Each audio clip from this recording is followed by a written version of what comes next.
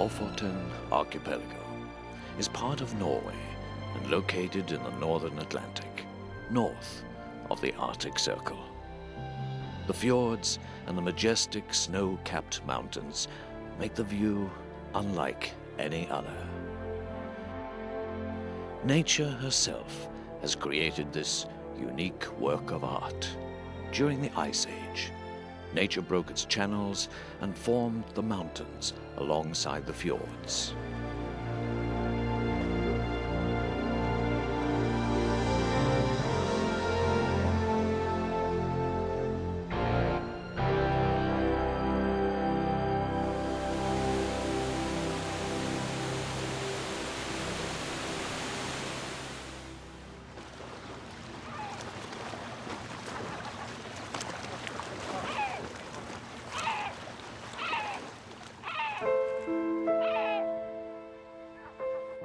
The presence of humans can be seen in the thousands of fishing boats and fish flakes, which are everywhere.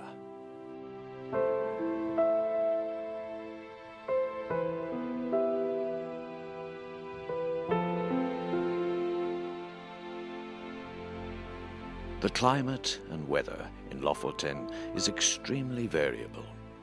During the summer months, with nights of the midnight sun, the sun will shine from a cloudless sky. A minute later, cool mist and dark, threatening rain clouds will roll past the mountains. This is always a place of huge climatic opposites.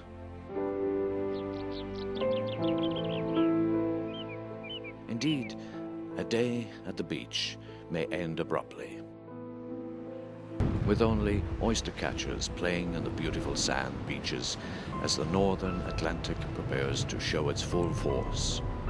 However, exhausted travelers aren't bothered by small breezes. Quite the opposite.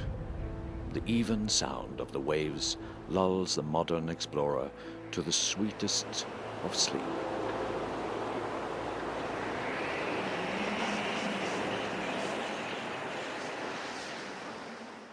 Norway is a strong fishing country. There are about 10,000 registered fishing boats here, and they are especially visible here in Lofoten. The fishing boats are everywhere, in the fjords, at sea, and at the home port, waiting for a new voyage.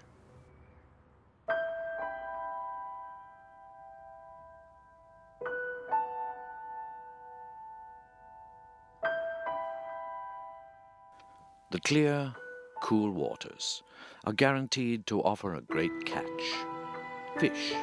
Fishing and the fish flakes are an essential part of the cultural scenery of Lofoten.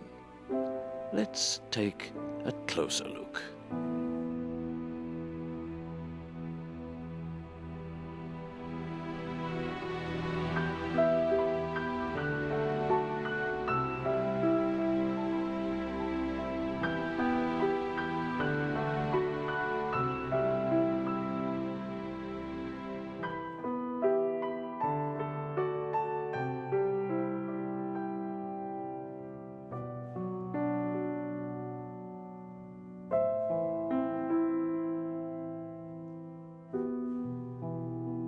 Drying fish is a traditional Norwegian way of preserving fish.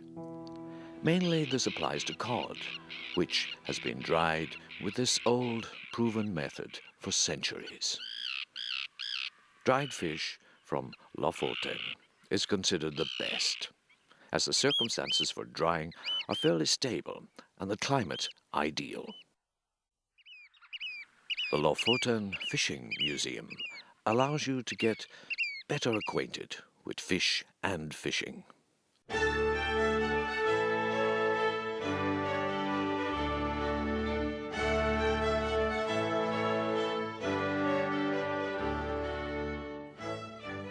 The northern location and cool waters are ideal for fish culture, as well as for catching other seafood and shellfish. The cool and pure waters give fish meat a solid structure and a great fresh taste. One of the most popular fishes is salmon. It is easy to fix, converting into multiple delicacies. One Norwegian delicacy is the freshly salted salmon, gravlax, which can be seasoned according to personal taste, for example, with a hint of tar schnapps or cognac and some Peruvian pepper.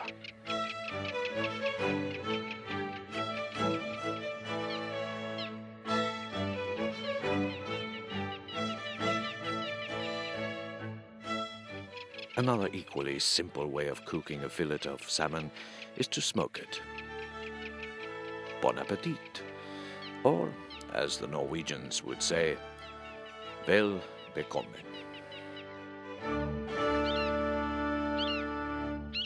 In case your fishing trip wasn't successful and you couldn't get a catch, why don't you visit the versatile Sjømat stores on the way?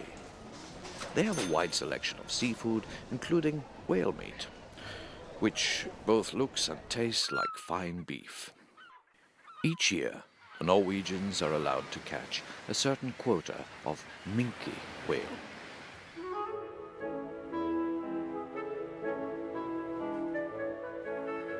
The ancient Roman architect, Vitruvius, summed up fine architecture in 3 words: firmitas, utilitas, venustas.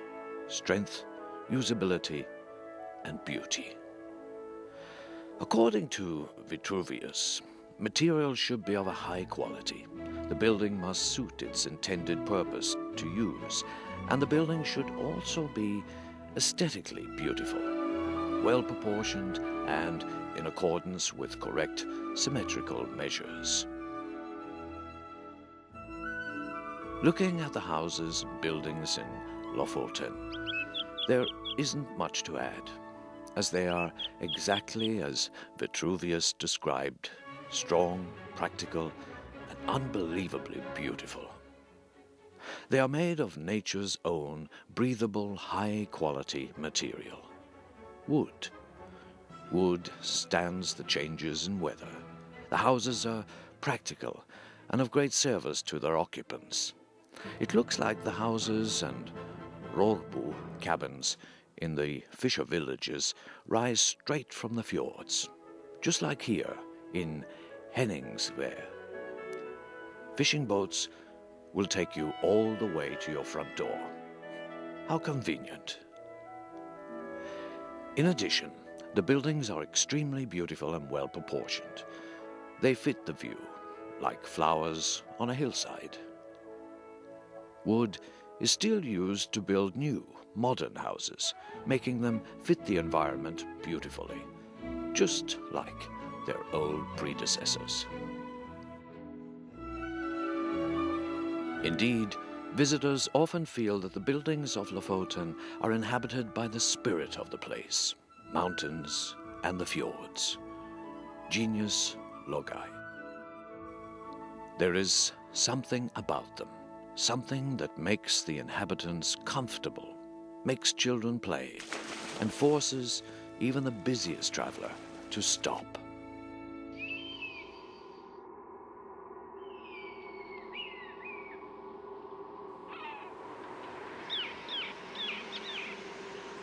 To many, the name Lofoten implies difficult geographical location, an archipelago at the mercy of the Atlantic.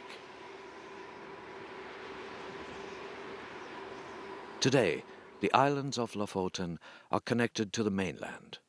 The islands are connected to each other by tunnels and bridges, allowing travelers to reach the southern village of Å at the end of the road. If you don't want to take your own car to these narrow, sometimes even busy roads, you come here pretty much any way you want to. Whatever the transportation, you should take a little break and, for example, take a closer look at the bridge you just came across.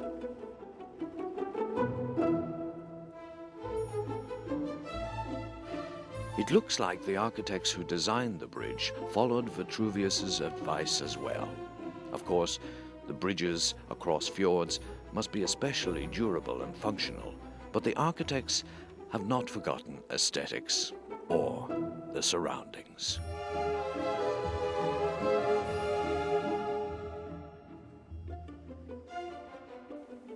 During summer, Lofoten is so beautiful. You can easily forget you're north of the Arctic Circle, especially if you're dressed warm enough. Quite the opposite.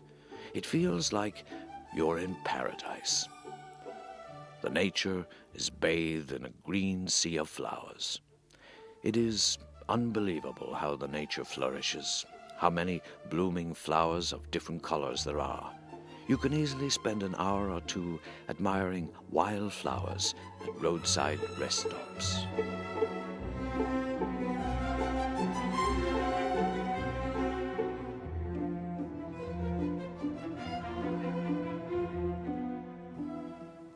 The mild Gulf Stream makes sure that life in the islands of Lofoten is possible during the winter as well.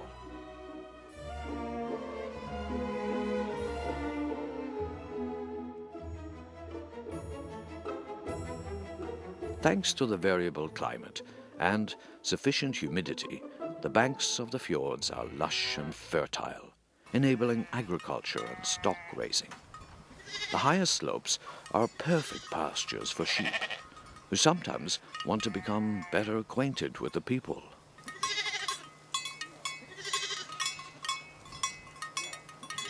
You can't really leave Lofoten until you have made a whale and bird expedition. Welcome to Arctic Whale Tours. You can begin such an expedition in, for example, Andenes or Sto, which are located in Vesterålen. The voyage would be very interesting, in spite of the tumulus sea and the budding seasickness in the stomach.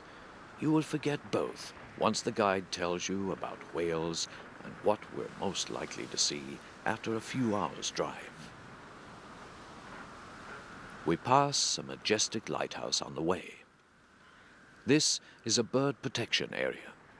It is the home of a large puffin colony, white-tailed eagles, and many other seabirds.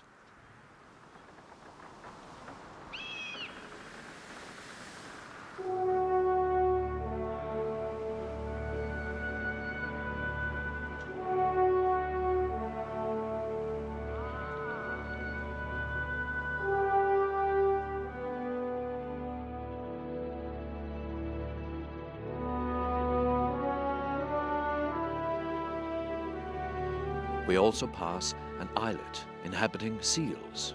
Over 1,000 seals have been counted in the area. These views alone are worth the trip. However, the main target, the whales, is still a little way up north. We can now see a whale safari boat, which began the trip in Andenes. Now we know to keep our eyes open, as we will soon see what we're waiting for. A spout of water on the surface.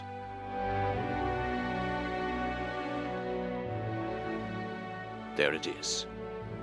Despite the rough sea, you can see the creature clearly among the waves. The giant of the sea itself rises to the surface to meet the curious visitors, perhaps to laugh at our excitement. It is the largest of the toothed whales, the sperm whale, which can be identified by the typical spout of water. We are now above a deep underwater canyon. The food table of sperm whales. Here, ocean currents are mixed together, producing plenty of nutriment, squid and fish for these giants. Soon, too soon, the breather is over and the giant goes back under to feed in the deep places of the ocean.